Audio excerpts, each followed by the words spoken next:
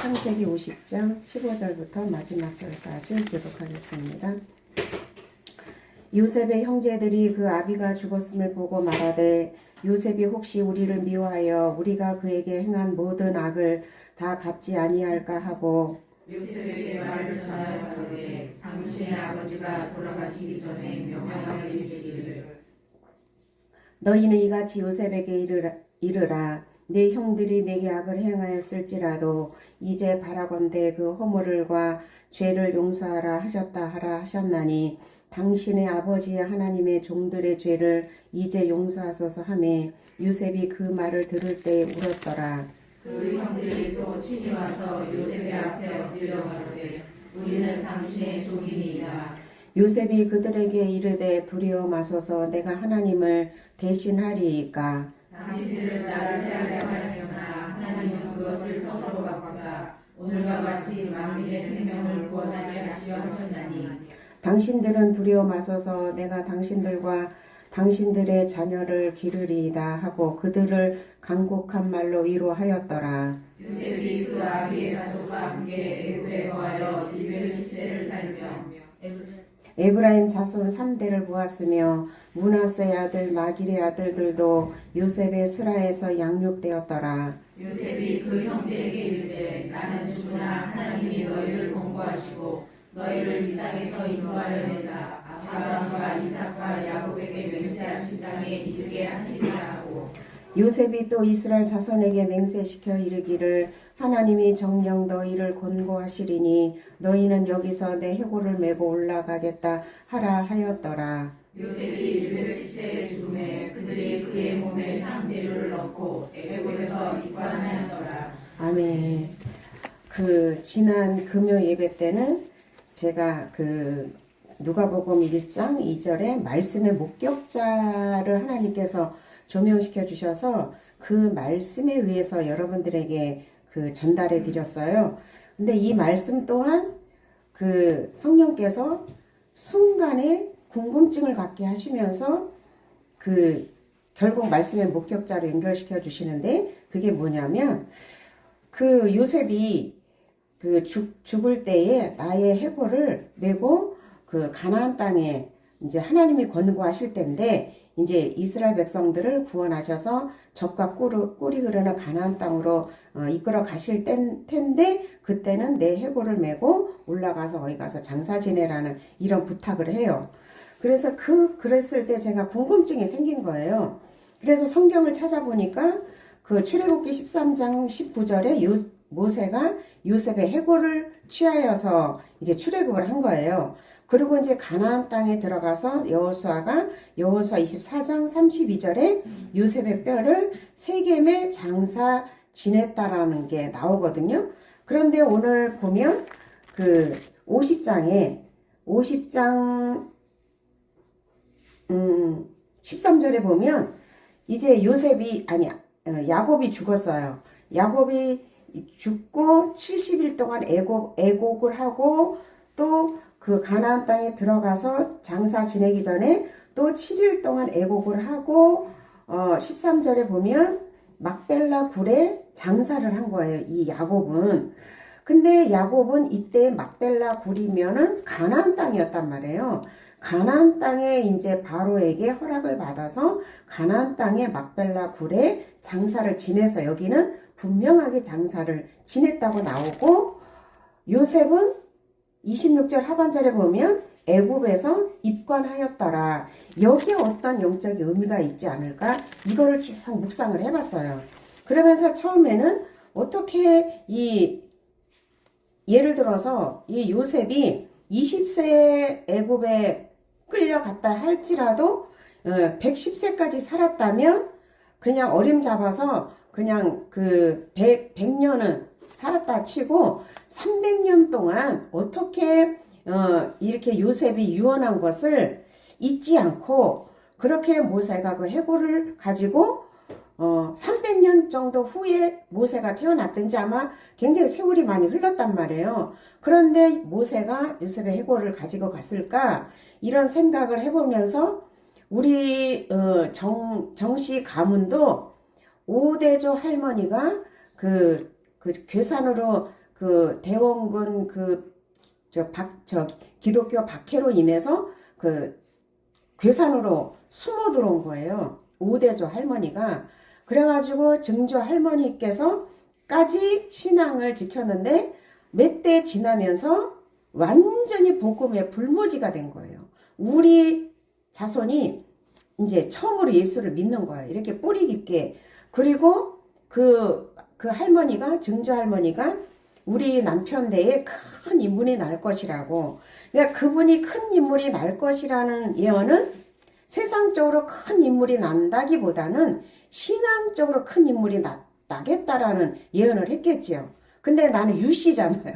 그죠? 근데 우리 남편 때 그 일이 일어난 게 아니라 우리 장로님 그 2세를 통해서 이렇게 하나님이 복음의 종으로 이렇게 부르신 것이 이미 그 증조 할머니께서 그 신앙의 어떤 영감을 통해서 예언을 하지 않았을까. 그런데 그 나머지 진정한 정씨 가문은 아예 복음에 불모진 거예요. 그래서 왜 이렇게 이 요셉의 해고를 이렇게 기억하고 했을까? 이것을 제가 생각을 해보니까 나와 같은 말씀의 목격자를 하나님이 세워서 이거를 대대로 기억하고 요셉의 예언이지만 요셉의 예언 속에 하나님의 분명한 영적인 뜻이 있기 때문에 후손들에게 무엇을 말씀해주고 하는 이 메시지가 숨겨져 있었기 때문에 이렇게 성경을 통해서 오늘날 우리에게 이렇게 성령의 조명을 통해서 알도록 하기 위해서 행간 속에 이 비밀을 숨겨놓지 않았을까 그런 생각을 해봐요. 그래서 제가 이스라엘의 성지순례 갔을 때도 제가 거기에서 그 문화는 예수를 파는 문화예요. 팔아서 먹고 사는 문화인 거예요. 진정한 예수가 전해지는 문화가 아닌 거예요. 완전히 장사 속으로 그 문화가 발전이 된 거예요. 근데 그 속에서 제가 무엇을 발견했냐면 한 줄기 색감처럼 이 복음의 줄기가 색감은 잘 보이지도 않잖아요. 무시해지게 되고 한 줄기 색감처럼 이 복음의 한 줄기가 나에게 도착이 되어서 이것을 보게 하시는 거구나. 이렇게 제가 깨달았는데 얼마 전에 이 말씀의 목격자라는 이거를 통해서 제가 이거를 알게 된 거예요. 그래서 지금까지도 계속 하나님이 저를 통해서 하나님 말씀을 전달할 때 그 말씀에 은혜를 입혀서 다른 사람의 심령에 살아있게 하고 그 살아있는 말씀이 또 전달이 되어서 이 말씀의 목격자에 의해서 이 복음의 본질은 계속 이어지겠구나라는 이런 생각을 해봐요. 그래서 왜 요셉은 입간으로 끝나고 야곱은 가나안 땅의 막벨라 굴에서 장사를 됐을까? 이거를 궁금증을 가지고 또 하나님께 묻고 기도를 했어요. 그러니까 요셉을 통해서 하나님은 무엇을 보여주고 싶었냐면 오늘 본문에 읽은 말씀처럼 이렇게 그 요셉을 죽이려고 했잖아요. 형들이 시기 질투. 채색옷은 그때 당시 채색옷은 장자를 의미하고 있었어요. 근데 맨 밑에서 두 번째 아들이 이 채색옷 장자의 옷을 입었으니 얼마나 시기 질투가 났겠어요. 그 시기 질투로 인해서 요셉을 구덩이에 빠뜨려서 죽이려고 했다가 유다가 어찌저찌 해서 이제 가나안 상인에게 파는 이런 일이 있잖아요.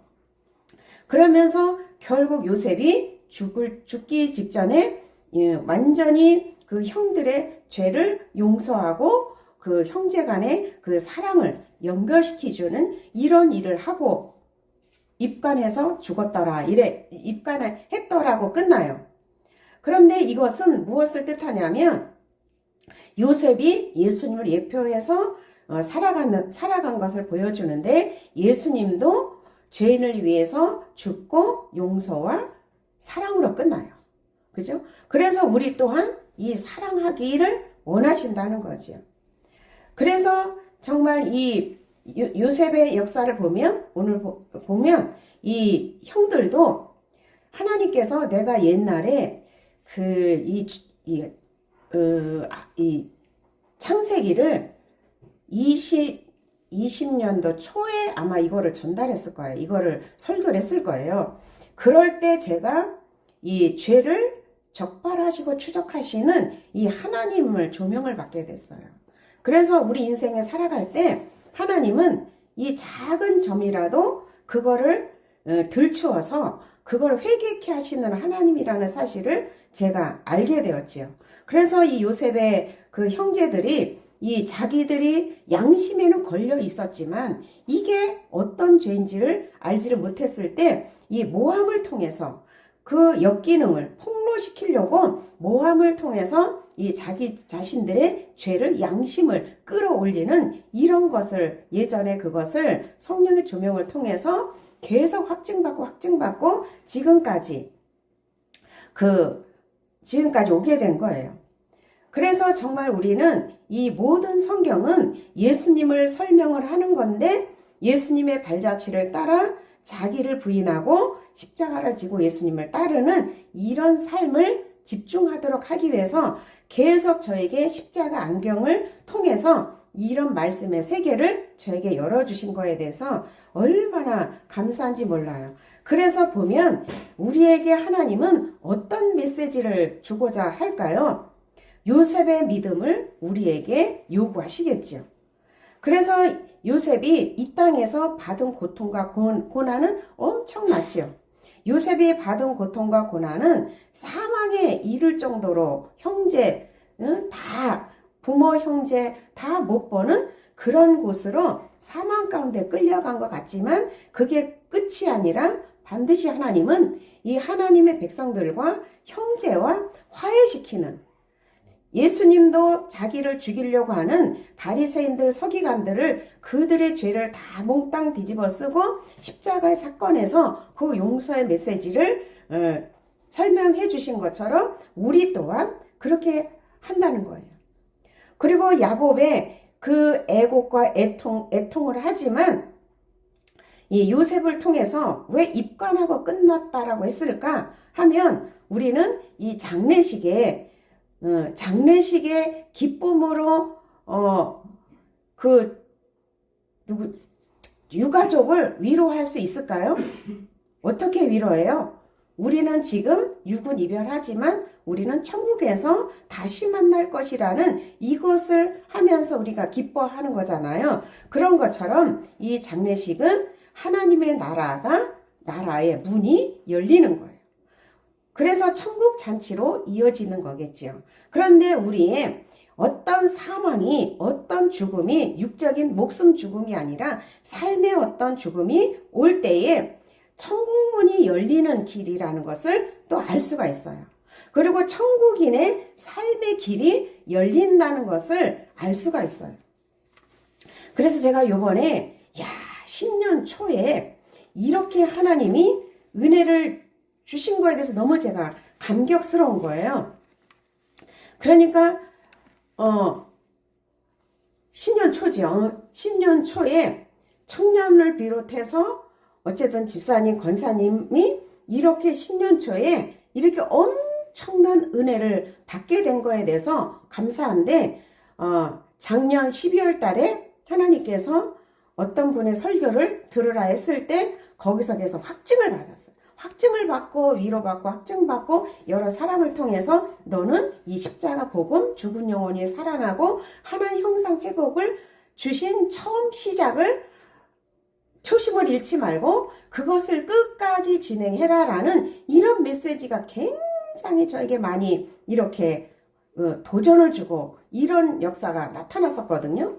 그런데 연초에 이렇게 토설 기도를 통해서 그 어릴 때 그 받은 상처, 미움, 분노, 이런 억울함, 이거 어릴 때 받았던 가족들에게 받았던 이 상처를 깨닫고 그걸 하나님 앞에 아글아글 쓰면서 토설하고 회개를 했을 때에 자기 상처의 근원을 발견한 거예요.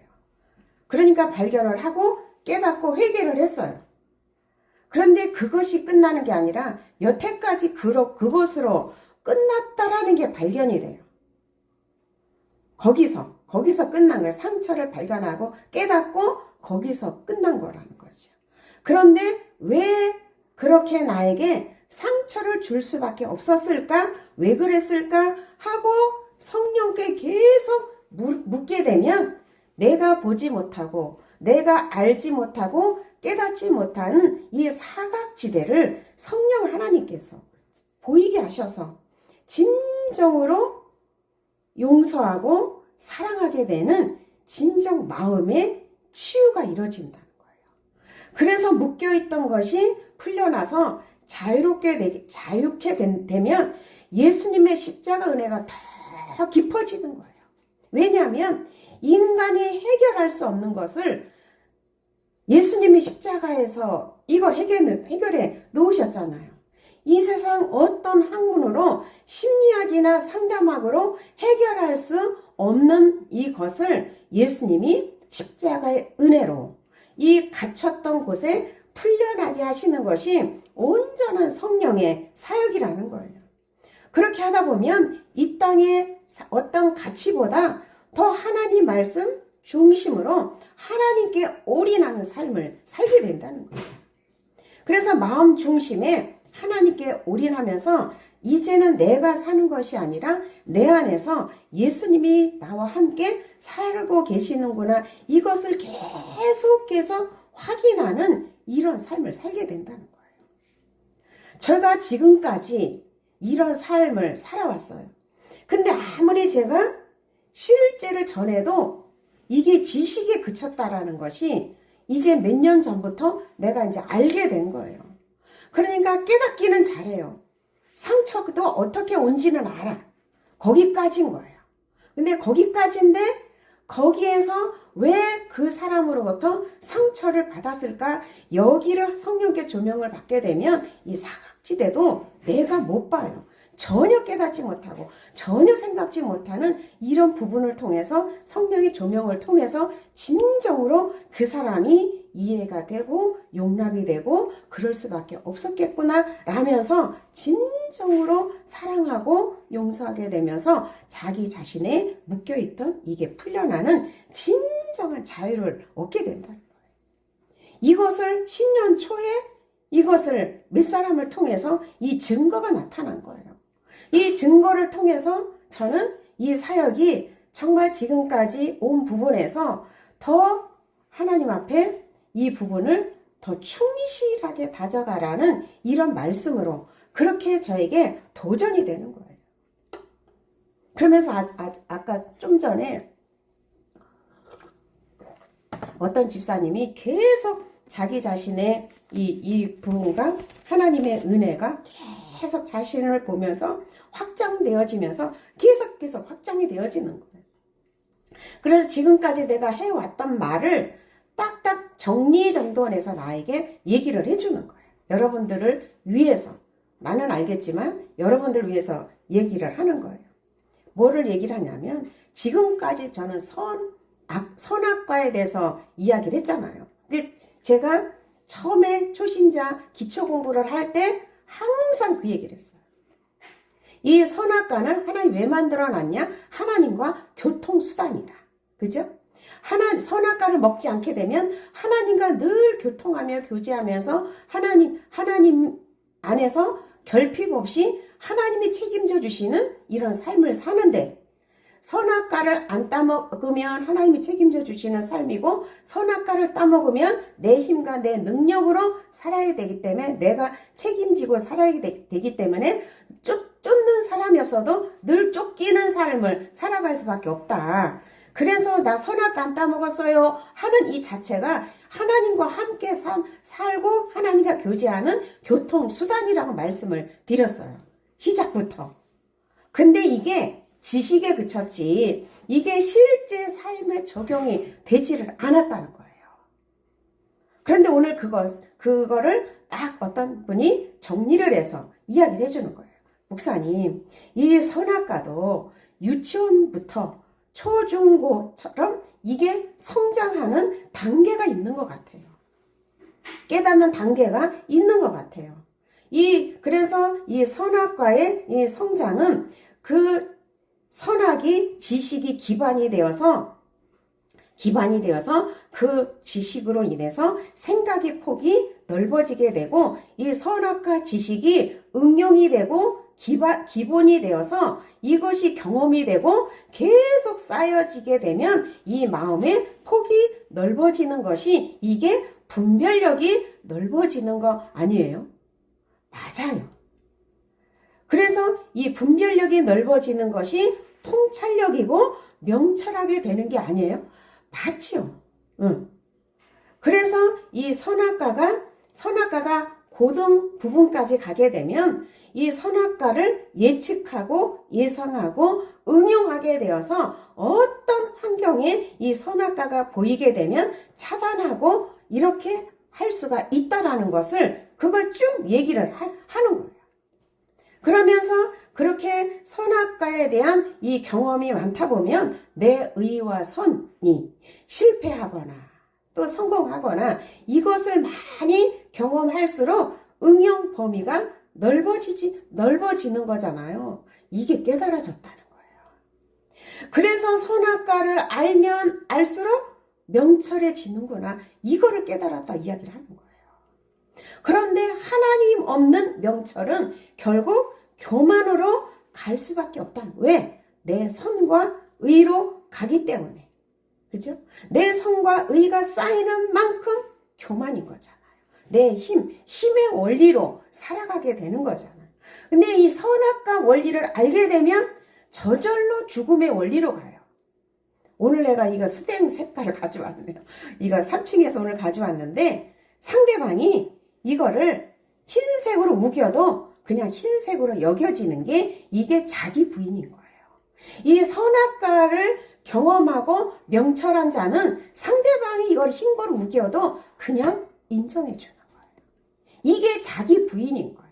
제가 자기 부인을 얼마나 쉽게 여러분들에게 설명을 해줬어요. 왜? 명철은 뭐라 그랬어요? 사시사철을 다 보고 동서남북을 다 보는 거라 그랬죠. 명철, 내철을 다 보고 동서남북을 다 보는 전체를 보는 눈이 열린 자를 명철한 자라고 말씀드렸잖아요.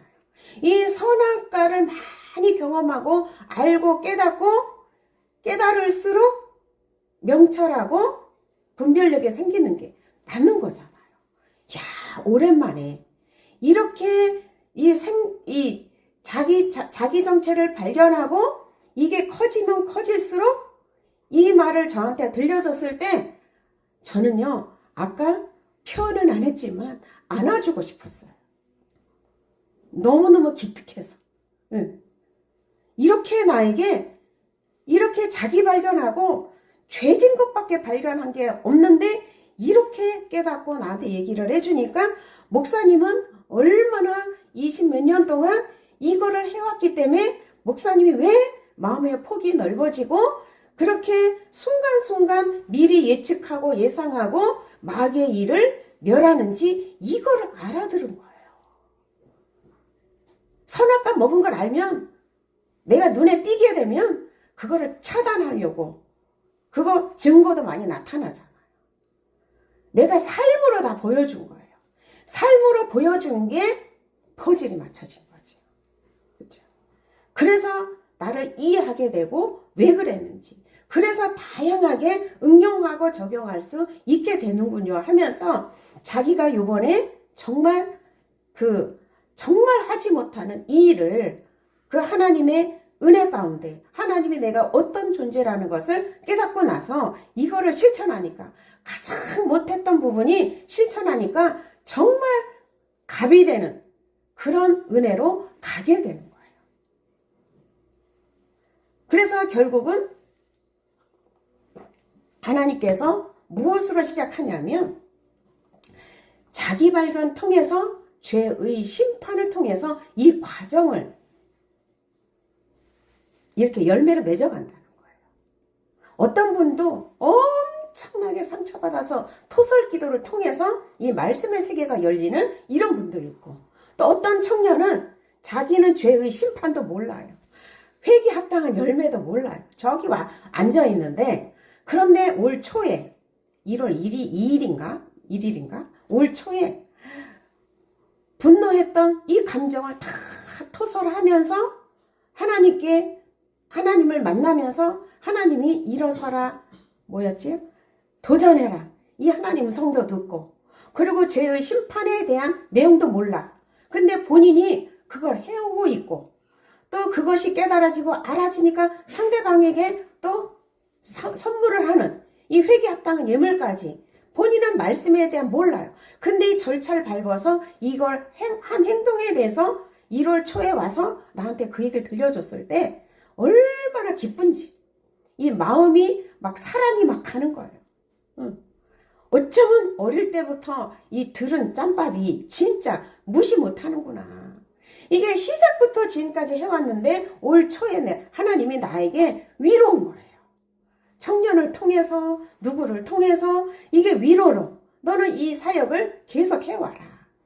이거를 다시 한번 나에게 일깨워주는 이런 은혜로 받아들이고 도전을 받아들였는데 오늘 실제 삶 속에서 이 열매를 나에게 가지고 오니까 제가 얼마나 기쁘겠어요. 그래서 우리는 이 날마다 이 사망의 증상으로 인해서 불행을 느끼고 살 수가 있어요. 그죠? 사망의 증상. 그죠? 죽을 것 같은 증상. 그죠? 그런데 고린도전서 3장 21절에 보면 누구든지 사람을 자랑하지 말래요. 만물이 다 너의 것이래요. 이게 뭐냐면 계속 제가 잘 인용하는 백화점 주인의 아들이 된 거잖아요. 만물이 다 나의 것이라는 거예요. 그죠? 그런데 우리는 왜 슬퍼하고 그래요? 남들보다 내가 가진 게 적어서. 그죠? 시기 질투에 처해 있으니까 당장 잘못되는 것도 아닌데 다른 사람과 비교되니까 괴롭고 슬프고 불행을 느끼는 거잖아요. 그런데 그러지 말라는 거예요. 그런 사망의 증상의 증상. 그 증상들에게 흔들리지 말라는 거예요. 그 증상이 흔들리는 자체가 이 땅에 눈을 두고 있기 때문에 하나님을 바라보고 하나님의 능력을 바라보고 하나님을 향한 믿음이 있다면 이 사망의 증상은 나에게 상관이 없는 거예요. 그래서 나의 의인은 믿음으로 살라고 했는데 이 믿음으로 사는 이 눈이 열리지 않기 때문에 그래서 우리는 늘 이 사망의 증상을 겪어내면서 하나님의 형상 회복을 위해서 하나님의 나라의 소망을 향해 달려갈 때 하나님은 분명히 하늘의 신령한 복, 영적인 복이죠. 하나님과 함께 사는 임마누엘 복, 그죠?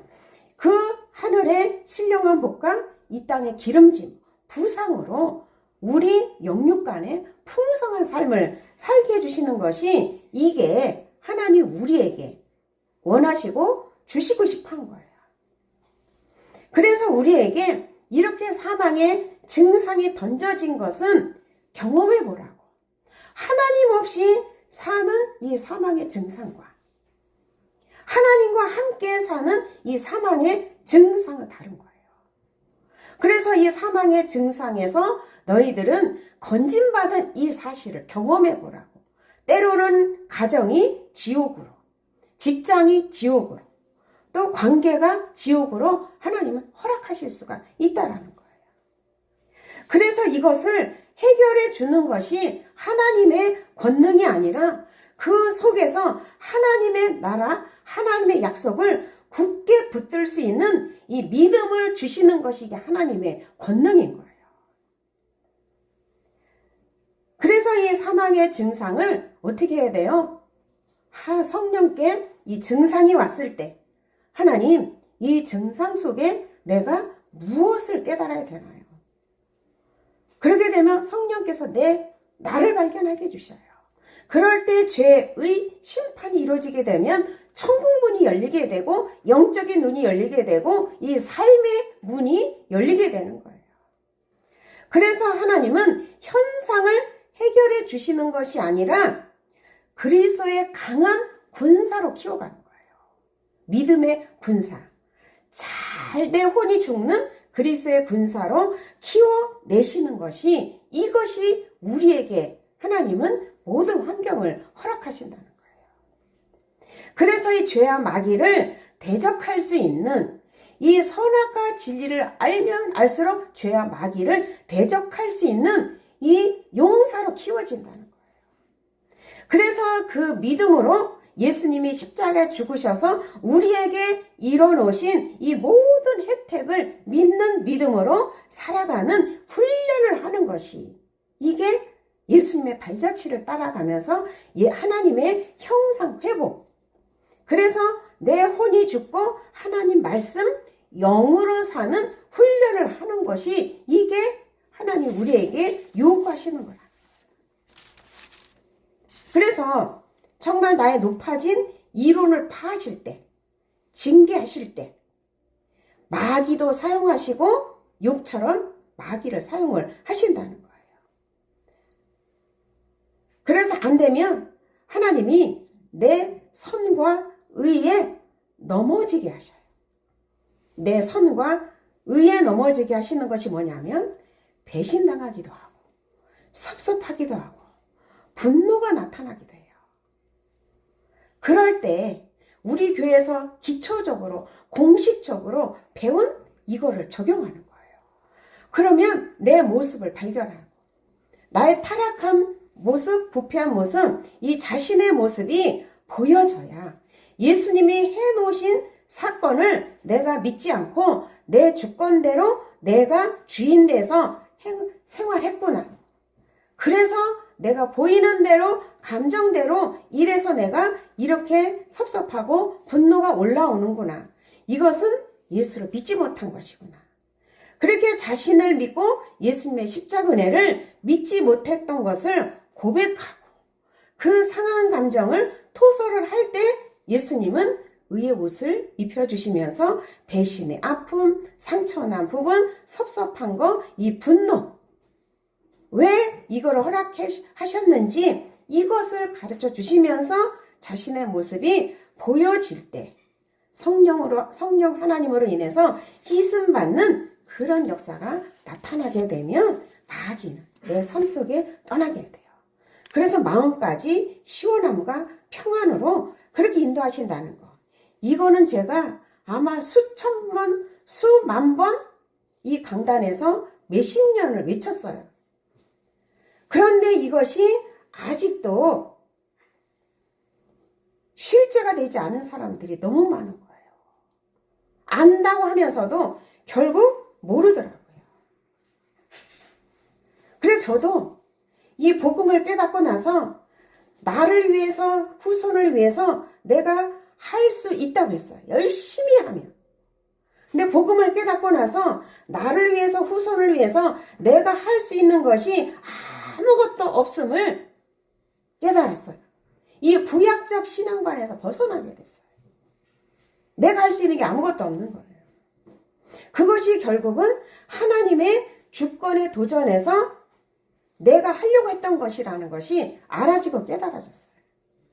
복음을 깨닫고 나서 이걸 바로 깨달은 것도 아니에요.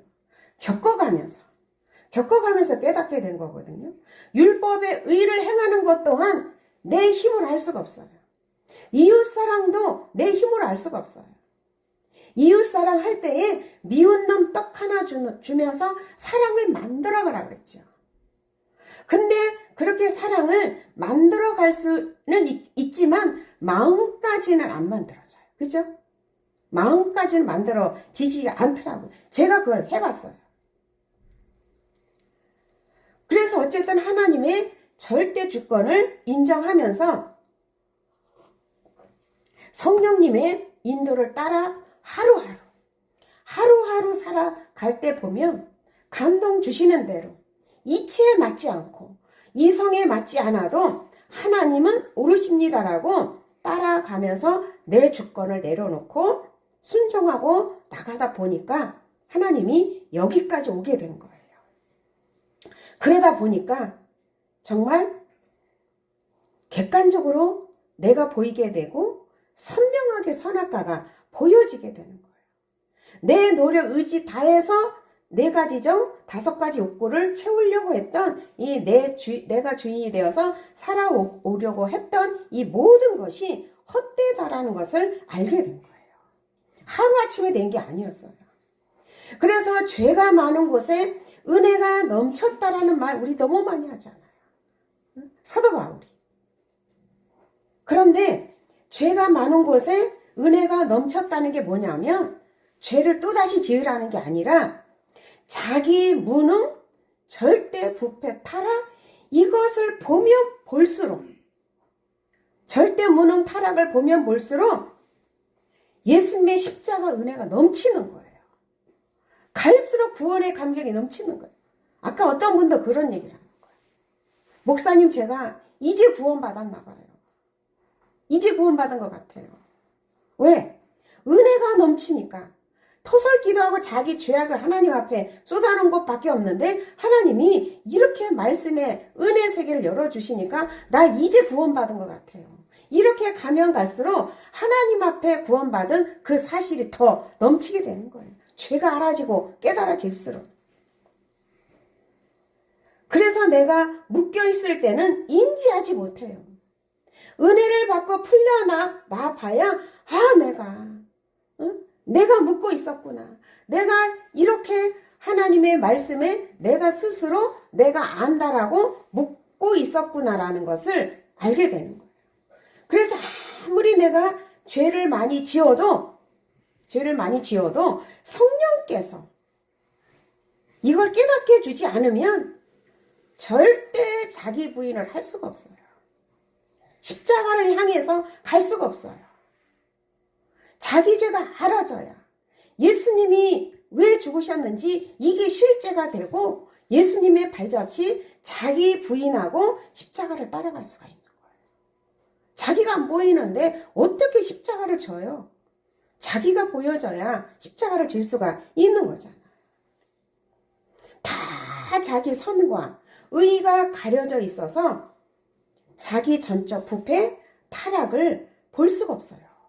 근데 지식은 얼마든지 알 수가 있죠. 이 지식은 그냥 아는 것에 불과해요. 이 지식을 다 안다라고 하는데 경험하여 알지 못하면 이게 안다라고 표현이 안 돼요. 아까 제가 얘기한 것처럼 어떤 분이 정말 이 선악과를 정말 실제로 경험되고 계속 쌓여져야 분별력이 생기고 명철하라는 사실이 오늘도 그 명철을 행하고 와서 이걸 이야기한 거예요. 이 선악과의 이 진리를 깨닫고 나서. 이거는 지식으로 아무리 수천만 번 들어도 그냥 지식에 불과한 거예요. 실제 나의 삶에 이게 적용이 되질 않는다면 그냥 문자에 불과한 거예요. 남의 얘기 잘 듣고 날리기는 잘하죠. 특히 우리 장로님은 내가 겪은 얘기를 마치 자기가 겪은 얘기처럼 얼마나 스토리로 잘 얘기하는지 몰라요. 신바람나게 전해요.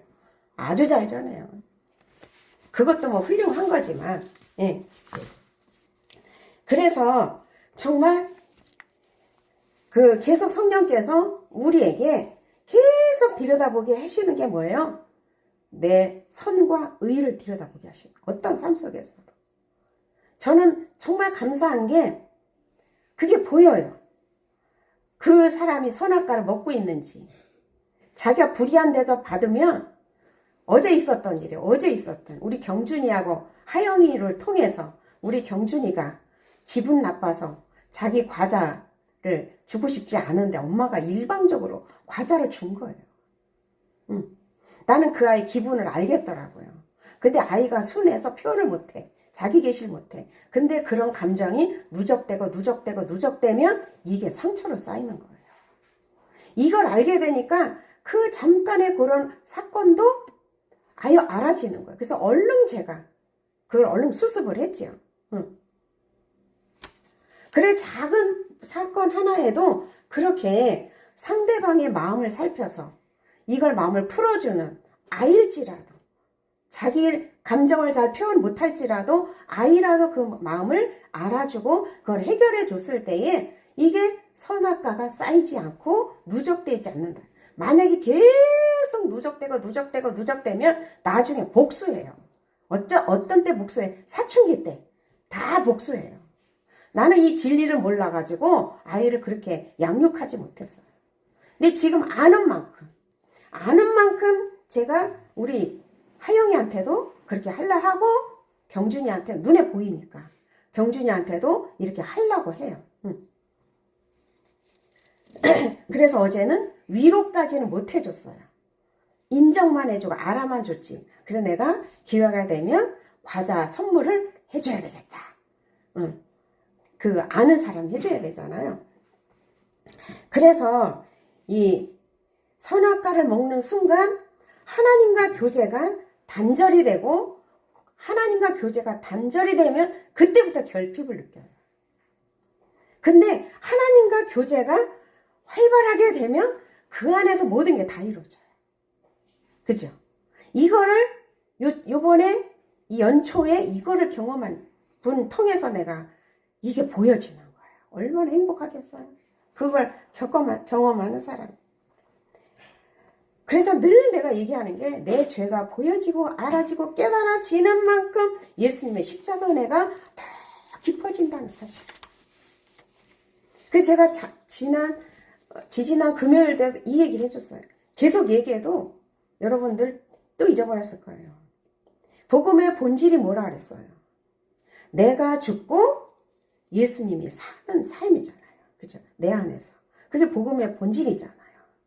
그래서 내 감정 올라오는 불편한 나, 외로운 나, 내가 원하고 싶은 거를 하고 싶은 나, 이 모든 것을 십자가에 넘기는 삶, 이것이 복음의 본질의 삶인 거예요. 이 복음의 본질의 삶을 살아야 내 속사람이 그리스도의 형상으로 회복되는 거. 이거는 아예 공식처럼 외워야 돼요. 그래서 선악과 먹은 나를 연구하고 독립된 나를 연구하고 선악과 먹은 내가 어떻게 죽었나. 이거를 연구하고 예수님이 십자가에서 재창조하신 나. 하나님이 재창조해서 완전한 나. 이 존재적인 변화인 나. 이걸 연구해야 돼요. 그래서 날마다 실수하는 나를 바라보면 내 꼬라지를 바라보면 소망이 없어요. 그렇죠? 그런데 예수님의 십자가를 바라보고 존재를 변화시켜 주신 이 나. 그리고 선악과 먹은 나는 십자가로 넘기는 삶을 살면서 재창조된 나를 바라볼 때 소망이 생기는 거예요. 이거는 공식처럼 우리는 외워야 된다 그랬죠. 고린도전서 15장에도 보면 삶을 얻는 비결에 대해서 여러분들에게 여러 번 얘기했어요. 아담 안에 한 사람으로 인해 모든 사람이 죽은 것 같이 예수 그리스도 안에 모든 사람이 삶을 얻는 거예요. 근데 모든 사람이 그리스도 안에서 어떻게 삶을 얻어요? 내 혼이 죽으면 감정으로 올라오는 불편한 나, 외로운 나, 내가 원하고 싶은 것을 하고 싶은 나, 이 모든 것을 십자가에 넘기우는 삶을 살아갈 때에 삶을 얻는 거예요. 영육 간의 삶을 얻는 거예요. 이걸 왜 또 한 번 말씀을 드리냐면 공식같이 여러분들이 마음에 새기라고요. 마음에 새기다 보면 어느 날 삶의 실제 어떤 현상이 벌어지면 실제에 적용할 수가 있잖아요. 한 번만 적용하게 되면 내 것이 돼요. 그 한 번의 사건이 없어서 이거는 그냥 지식으로 끝나요. 몇십 년을 들어도.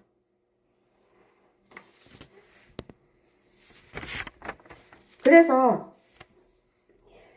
제가 이번에도 시간이 늦어도 이 얘기는 꼭 하고 가야 될 것 같아요. 제가 단어도 잘 모르는구나. 단어 또한 모르는구나. 그래서 제가 어떤 분하고 대화하면서 목사님 어떤 분은 올인하잖아요. 내가 그랬었더니 그래서 그 올인이 주구장창 교회로 쫓아오는 것이 올인인 줄 알았대요. 그래가지고 그러지 못한 너는 이래서 하잖아 이러면서 아마 볼멘 소리를 했는가 봐요. 그래서 어쨌든 그 얘기가 나왔어요. 그래서 내가 말하는 오리는 하나님께 마음 중심을 드리는 거다. 마음 중심. 마음 중심을 드리는 게 뭐냐면 하나님과 교제하는 것을 우선 순위로 하는 거. 하나님과 교제하려면 뭐가 우선 순위가 돼야 돼요? 하나님과 대화인 기도, 말씀 듣는 자리. 그죠? 그래서 하나님 말씀이 중심이 돼야만이 거기에 깨달음이 있잖아요. 거기에 깨달음이 있으면 저절로 말씀이 사모하게 돼요. 말씀이 사모하게 되면 듣는 자리에 오게 되고 하나님과 교제한 이 말씀을 깨달아지고 알아지게 되면 같은 임마누엘과 만나고 싶어서 확인하고 싶어서 달려오게 돼 있어요. 나누고 싶게 돼 있어요. 그러게 되면 날마다 기쁨으로 하나님이 마음 중심으로 하나님께 이렇게 같은 임마누엘끼리 만나고자 사모하면 하나님이 환경을 열어줘요. 말씀 중심으로 간다 하는데 하나님이 그 환경 안 열어주겠어요? 근데 마음 중심의 우선순위가 다른 곳에 있으니까 하나님이 안 속는 거예요. 그러니까 말씀을 들어도 깨닫지도 못하고 깨달아도 실천도 못하고 그 한 번의 사건이 없음으로 인해서 난 할 말이 없어. 깨달아지는 게 없어. 니네들은 맨날 할 일이 없어서 주구장창 그러고 있는 거 아니야? 이렇게 뒤에서 그런다는 거예요. 많이 경험했죠. 그렇게 예수님이 오신 목적이 뭐라 그랬어요? 이 죄와 마귀를 멸하고 하나님과 단절되어 있는 것을 회복해서 하나님 에덴 동산 안에 인간에게 주신 이 은혜가 뭘까요? 세 가지. 창의력과 분별력과 교제력이죠. 그죠? 하나님 관계가 회복이 되면 이 교제력이 회복이 되면 하나님이 주신 창의력이 활성화가 돼요. 아이디어가 더 활성화가 되어지고 창의력이 하나님이 주신 그리고 분별력도 더 활성화가 되어져서 어떤 게 옳고 그른 건지 이게 판단이 아니라 분별력이 커져요. 활성화돼요. 창의력과 분별력과. 어떤 때? 하나님과 교제가 회복되었을 때. 하나님께 늘 묻고 들을 때. 일방적으로 속사포 쏘듯이 하나님께 쏘아 올리는 기도가 아니라 거의 그렇게 기도하잖아요. 하나님께 묻고 들어야 돼요. 궁금증을 가지고 묻게 되면 반드시 하나님은 사방에서 하나님의 소리를 들려주신다 그랬죠. 그렇게 되면 하나님과 함께 사는 임마누엘 삶은 좋은 일이든 안 좋은 일이든 하나님의 선하심 아래 있다라는 하나님의 선을 깨달아요. 이 하나님의 선하심을 한 번이라도 맛보게 되면 하나님의 선을 이루시는데 합력하여 선을 이루는데 이게 좋은 일이든 안 좋은 일이든 하나님은 하나님의 선을 이루어 가신다는 거예요. 하나님의 최고의 선이 뭘까요? 하나님이 이루시는 이 최고의 선이 뭘까요? 제가 물어봤어요. 하나님께. 제가 수수께끼를 낼까요? 아니면 지금 말해드릴까요? 응? 다음 기회로 미룰까요? 말해줄까요? 응? 하나님의 여러분들이 알면 얘기해 주세요. 하나님의 최고의 선이 뭘까요? 응? 너무 많이 얘기해드려서 여러분 잘 몰라.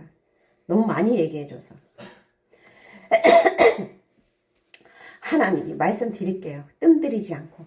하나님의 최고의 선은 합력하여 선을 이루는 최고의 선은 죽은 영혼이 살아나는 거예요.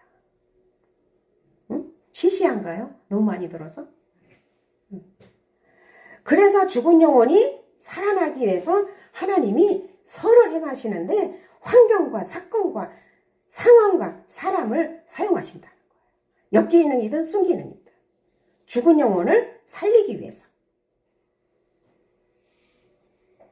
그래서 하나님의 최고의 선은 하나님과 관계 회복하는 것이 최고의 선이에요. 그래서 하나님의 창조의 목적을 이루시는 게 최고의 선이에요. 그리고 두 번째 최고의 선이 뭘까요? 맞아요. 힌트를 눈치를 다 챘네요. 그렇게 최고의 하나님의 선이 이루어지고 나면 두 번째, 하나님의 백성답게 거룩한 삶, 구별된 삶, 이거를 하기 위해서 내 주권을 내려놓고 날마다 자기 십자가를 지고 예수님을 따르는 삶을 살아갈 때에 또 환경, 상황, 사건, 사람, 이거를 엮이는 이든 숨기는 이든 사용하여서 하나님 형상 회복을 위해서 가는 것이라는 거예요. 이 모든 것을 도구로 사용하여서. 왜? 아담의 속성이 이 마귀에게 잡혀있는 중독, 상처, 미움, 포로되어 있는 고정관념, 선입견, 철학적인 사고, 이거를 들추어내서 하나님의 형상 회복으로 간다는 거예요.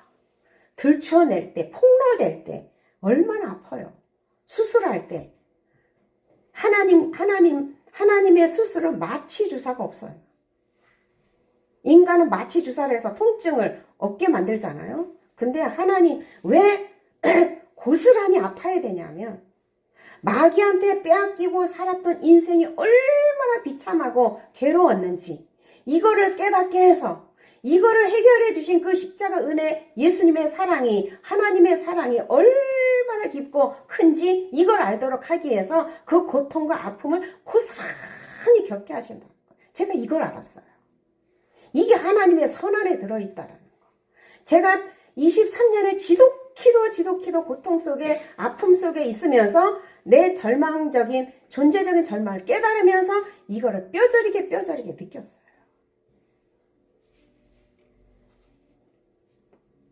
그래서 정말 하나님의 형상 회복이 우리 인간에게 너무 힘들어요.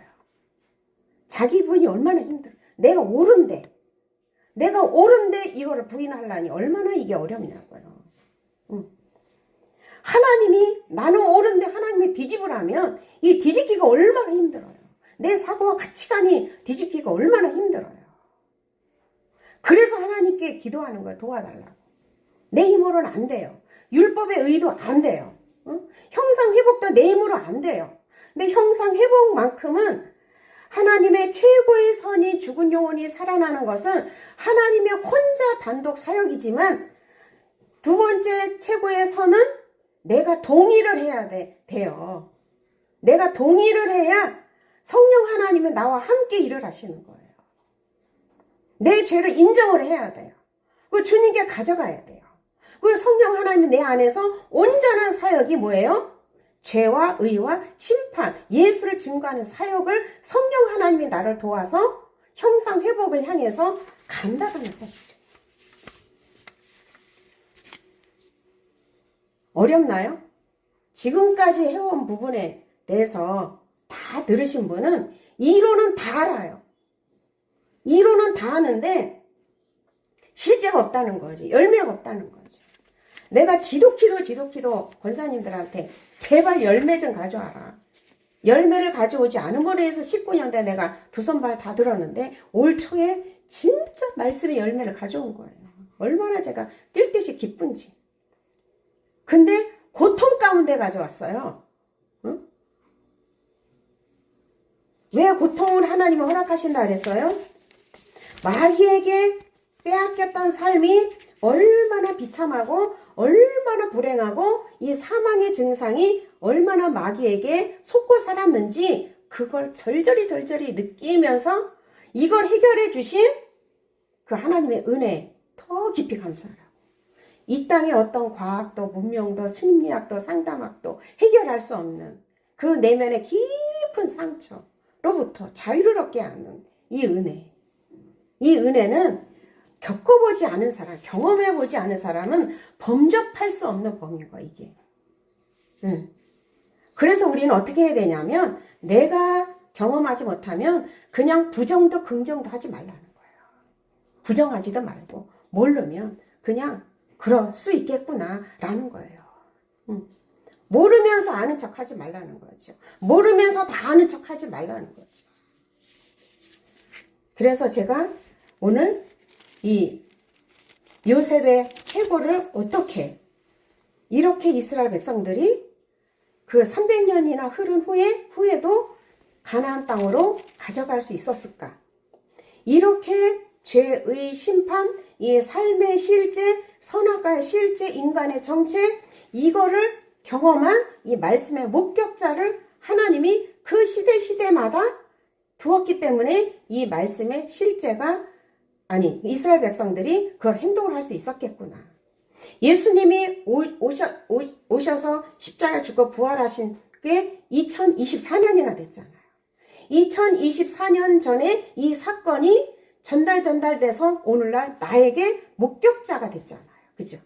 이 예수님의 이 실제 사건, 예수님 이 땅에 오신 목적, 죄와 마귀를 멸하신 사건.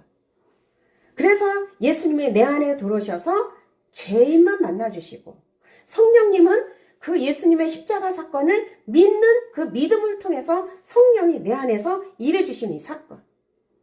이것이 2024년 예수님의 의도의 의미를 그대로 전달받아서 24년 동안 제가 이 말씀을 여러분들에게 그대로 전달하는 거예요. 이거를 전달하지 아니한 일반 목사들이 엄청나게 많고 일반 신앙인들이 너무 많아요. 성령 하나 육격에서는 어마어마한 이 십자가 은혜를 받아요. 근데 내면이 안 들어가 있어요. 죄의 심판이 몰라요. 무지해요. 그래서 제가 이 은혜를 주신 하나님을 생각하면 내가 찌질하기 때문에 이 은혜를 주셨고 내가 부족하고 연약하고 모르기 때문에 이 은혜를 주신 거예요. 지혜롭고 똑똑한 자들에게 숨기셨다라는 이 말씀의 의미가 내가 알아지는 거예요. 똑똑하고 지혜로운 자는 자기 께 나가요. 응? 자기 지식이 나가고 자기 생각이 나가요. 그래서 하나님이 의도하신 바에서 다 빗나가고 있어요. 철학적인 사고로 성경을 풀어요. 지식으로 풀어요. 행간 속에 숨어져 있는 성령의 조명을 받지를 못해요. 왜 하나님은 가난하고 연약하고 부족한 자를 불렀겠어요? 인간의 것 필요 없다. 인간의 똑똑하고 잘나고 지식 필요 없다. 오직 십자가 진리만 전해라. 사도 바울도 얼마나 훌륭한 사람의 지식적으로는 내 사도 바울의 고백이 뭐예요? 응? 자기는 십자가에 못 박힌 예수만 전한다. 나는 어떻게 사냐? 나는 날마다 나의 십자가를 지고 예수님을 따라간다. 날마다 나는 죽는다. 십자가 아래서. 이 두 가지밖에 없어요. 사도 바울의 이 말을 들어보면요. 십자가 외에는 전할 게 없어요. 이 십자가가 실제가 되냐, 지식이 되냐, 이게 문제인 거죠. 여러분들은 정말 내 삶 속에서 이 십자가가 실제가 됐냐, 지식이냐, 이거를 정말 하나님 앞에 늘 꼼꼼하게 물어봐야 돼요. 지식은 얼마든지 들을 수 있어요. 유튜브에 얼마나 지식이 많이 홍수처럼 쏟아져 나와요. 거기에 생수가 있던가요? 아무리 많은 지식이 펼쳐져도 실제 삶 속에서 이렇게 성령이 죄의 심판을 통해서 일하시는 이 열매가 있냐고요. 이 열매를 보면서 그 나무를, 그 사람을, 그 성도를 분별하라는 거잖아요. 그 목사를, 그 선지자를 분별하라는 거잖아요. 예수님이 선지자 분별하는 방법도 알려줬어요. 어떤 열매가 맺히냐? 영생의 열매. 임마누엘 해서 늘상 선악과 그걸 분별해서 살아가는 이 모습의 열매가 맺혀지냐? 이걸 분별하라는 거예요. 오늘 말씀을 기억하면서